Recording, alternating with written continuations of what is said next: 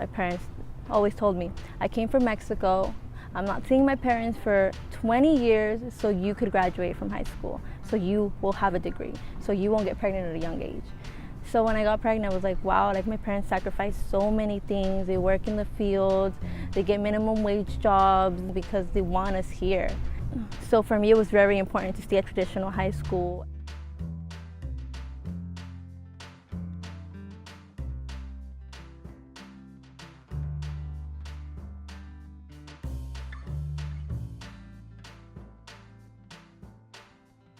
First, like when she came, like I already knew it. We're gonna get along. I would like it when she would text me and follow up with things, and it was like, it made me feel like I am important. Because at that moment, I didn't feel that important to anybody else. I didn't feel like I was worth it. I felt like a disappointment at that moment. And I feel like she was the only person that really cared about me. I feel like,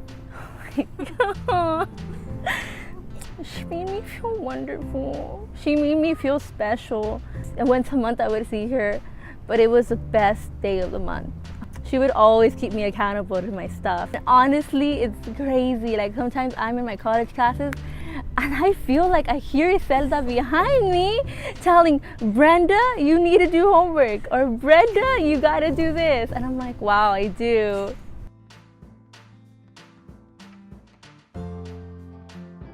If you're in that economics class, you have the opportunity to sell items. And I was like, well, I need money. I'm not gonna drop out of school, so I need to find a way to make money while I'm at school. In the mornings, that's when I would sell the most. I would to like teachers, students, passing periods. Those 4 minutes, everybody would stop me and be like, Brenda, what do you have? And I'm like, I have this, this, this, and this. And they're like, okay. And I would sell everything for $1, so. But honestly, I would make like $50 to $80 a day.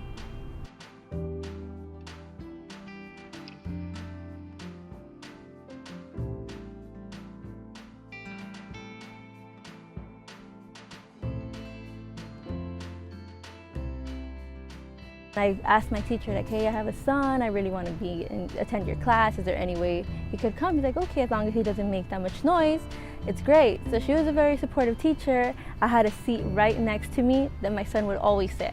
And then if he would get fussy, all my classmates would help me out with him. Like they're like, oh, come over here, let me hold him, oh, let me hold him. And he would be like arm to arm, and then he would like call everybody uncle and aunt.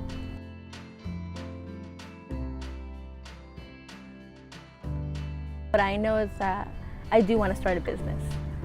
That's one of my goals. One of my passions that I like to do is help others. I like doing what my case manager does, bring hope and light to someone's soul. When I start my bakery, I would like to call it Heaven's Sweets Cafe because my sweets are heavenly.